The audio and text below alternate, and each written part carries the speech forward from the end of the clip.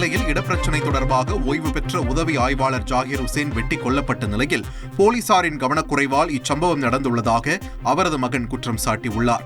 இது தொடர்பாக அவர் வெளியிட்டுள்ள வீடியோவில் அனைத்திற்கும் ஆதாரம் உள்ளதாகவும் தங்களுக்கு நியாயம் கிடைக்க வேண்டும் என்றும் தெரிவித்துள்ளார். அனைவருக்கும் வணக்கம். அஸ்ஸலாமு அலைக்கும். இது பார்த்துருப்பீங்க, அப்பாவை கொண்டுட்டாங்க.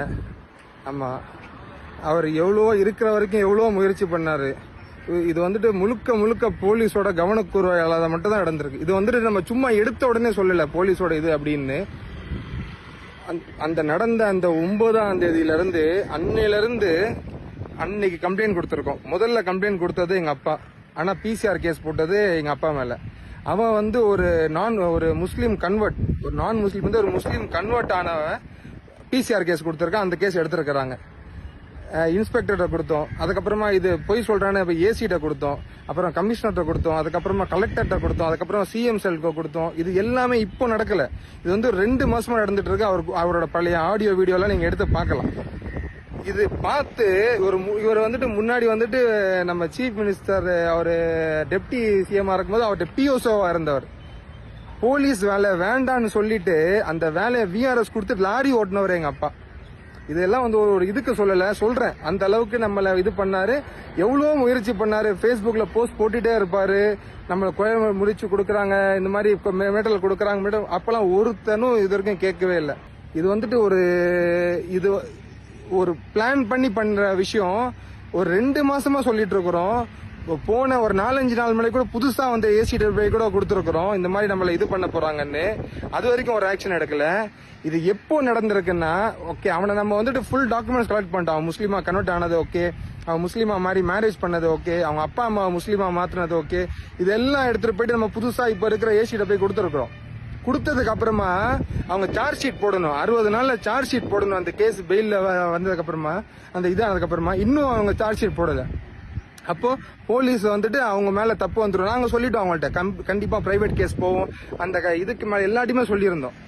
சொல்லி வந்துட்டு அவங்களுக்கு என்ன பண்றது தெரியல. ஃபுல் டாக்குமெண்ட்ஸ் நாங்க சப்மிட் பண்றோம். நான் கொடுக்குறேன், எல்லா டாக்குமெண்ட்ஸும் நான் கொடுக்குறேன். இன்ஸ்பெக்டர் எங்க அப்பாவும் ஒரு வாடி போய் பாக்குறப்ப இப்ப இருக்கிறான ஒரு இன்ஸ்பெக்டர் அவன் கேட்கறான், எங்க அம்மா நீங்க தான் அவங்க பொண்டாட்டியா அப்படின்னு. பொண்டாட்டி தெரியாமலே வந்து எஃப்ஐஆர் போட்டிருக்கிற. அதுக்கு முன்னாடி ஒரு செந்தில்குமார் அப்படின்னு ஒரு ஏசி, இதுக்கு மேல ஏசி இருந்தான்னாக்கா எல்லாத்தையுமே கொடுத்தாச்சு. ஒரு இது இல்ல, உயிர் போயிருச்சு. எனக்கு நியாயம் வேணும். நியாயம் இருந்தா நான் என்ன வேணா பண்றேன். நான் சிங்கப்பூர்ல வேலை செய்யறேன். இந்த விஷயம் கேட்டுதான் இப்ப நான் வந்துட்டு இருக்கேன் திருநெல்வேலிக்கு. பல விஷயம் கொரோனா டைம்ல நம்ம சாப்பாடு 60 நாளைக்கு சாப்பாடு போட்டிருக்கிறோம். வட்டி இல்லா கடன் கொடுத்துட்டு இருக்கிறோம். கிட்டத்தட்ட 50 பசங்க, ஏழை பசங்க இலவச டியூஷன் படிச்சுட்டு இருக்கிறாங்க.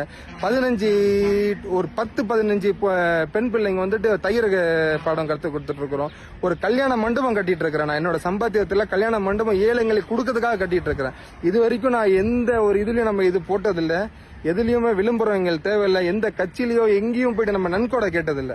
எல்லாம் என்னோட சொந்த காசுல தான் நான் பண்ணிட்டு இருக்கிறேன். நாங்க தொழில் பண்றதால அந்த காசு எல்லாமே நம்ம பண்ணணும்னு தான் ஆசை. ஆனா இந்த மாதிரி ஒரு பிஎஸ்ஓ ஆல்ரெடி ஒரு போலீஸா இருந்தவருக்கு, அது சிஎமோட பிஎஸ்ஓ இந்த மாதிரி கொலட்டமில் கொடுத்து இவருக்கே இந்த நிலைமைனா அப்ப என்ன அழகுல இந்த சட்ட ஒழுங்கு இருக்கு பாத்துக்கோங்க.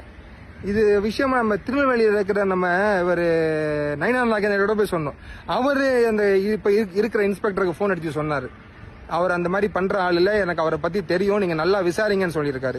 இன்னொன்னு அந்த ஏசி வந்துட்டு காசு கேட்கறதுக்கு ப்ரூஃப் எனக்கு கரெக்டா இருக்கு. ஏசி வந்துட்டு இந்த கேஸ் வந்துட்டு எஃப்ஐஆர் போட்டுருவோம், அதுக்கப்புறமா காம்ப்ரமைஸ் பண்ணிடுவோம்னாரு. அந்த எஃப்ஐஆர் போட்டதுக்கு எங்க அப்பா போய் பேசுறாரு. அதுக்கு சொல்றாரு, அந்த எங்க அப்பாவை கூப்பிட்டது யாரு, அவன் ஒரு லிங்க் வச்சிருக்கிறாரு. அந்த லிங்க் யார் வேணா நான் காமிக்கிறேன். அவர் போன் அடிச்சாரு, போன் அடிச்சு அவனை கூப்பிட்டு வா. அந்த ஆள் போன் எடுக்கலன்னா பொண்டாட்டிக்கு 3 மிஸ் கால் எடுத்திருக்காரு. ஏசியோட நம்பர் அதுதானே, அந்த காசு வாங்குறதுக்கு லஞ்சம் கேட்டவரோட நம்பர் இது, அதே நம்பர் தானே இருக்கும். ரெக்கார்டு பார்த்தா தெரியும் தானே. எல்லாமே ப்ரூஃபா இருக்கு. எல்லாம் ப்ரூஃப் இருந்துமே இந்த மாதிரி ஒரு படுகொலை நடந்திருக்கு. இதுக்கு மக்கள் நீங்க தான் என்னன்னு பார்த்து தீர்ப்பு சொல்லணும். பாப்போம் இன்ஷா அல்லாஹ். இது வந்துட்டு ஒரு மதம் இது சாயல் பூசுறதுக்கோ ஒரு இது பண்றதுக்கோ அந்த மாதிரி ஒண்ணும் இல்ல. ஒரு மனித நேயமா தான் நான் சொல்லிட்டு இருக்கிறேன். இதுக்கு எந்த அளவுக்கு போகுதுன்னு பார்ப்போம். லாக் அப் டெத் கேஸ் எல்லாமே வந்து அசால்ட்டா முடிச்சுட்டாங்க. இது வந்து ஒரு சாதாரண ஒரு டெத் மேட்டர் தான்.